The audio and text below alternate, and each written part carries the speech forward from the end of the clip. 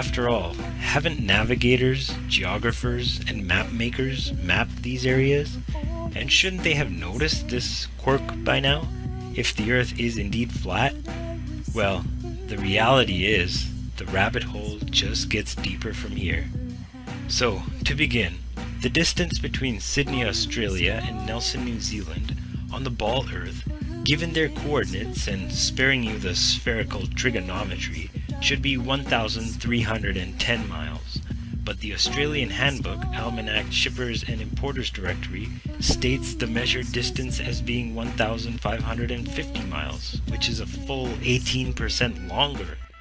And while on the ball Earth model, Antarctica is said to be a continent of ice situated at the bottom of the ball from 78 degrees south latitude, it should therefore not have a perimeter greater than 12,000 miles. However, early explorers like Captain Cook and James Clark Ross, in attempting to circumnavigate Antarctica, took 3 to 4 years to do so, and clocked in the distance traveled at 50 to 60,000 miles. That's twice the circumference of the equator. But the real proof for the flat Earth map is in the flight paths.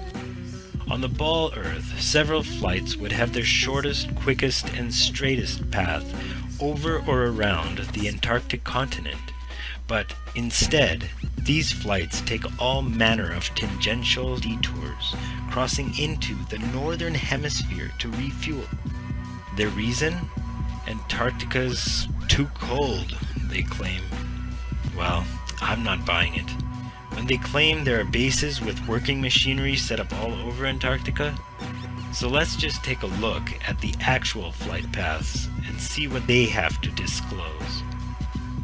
One flight that should be a simple 11-hour shot across the Indian Ocean is from Johannesburg, South Africa to Perth, Australia.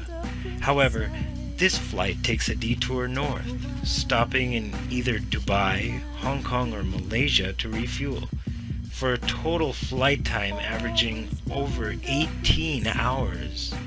This ridiculously wayward detour is frustrating to say the least, but on the flat Earth map starts to make sense.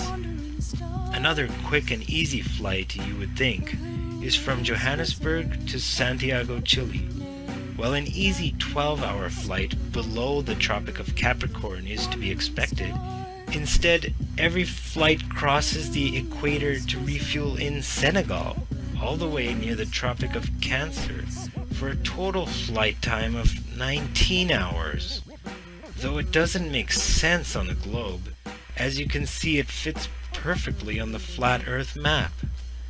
A third flight from Johannesburg is to Sao Paulo, Brazil, which should be a direct 10-hour flight across the 25th degree south latitude.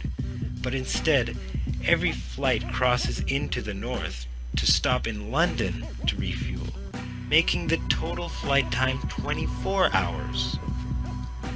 From Santiago, Chile to Sydney, Australia, a straight 15-hour flight across the South Pacific is expected, despite refueling options in either New Zealand or any island in the South Pacific.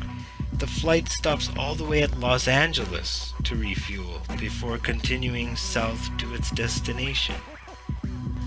As already stated, these detours make no sense on the globe, but are explained and work perfectly well on the flat Earth map, having the North Pole at the center. So investigate the subject for yourself and ask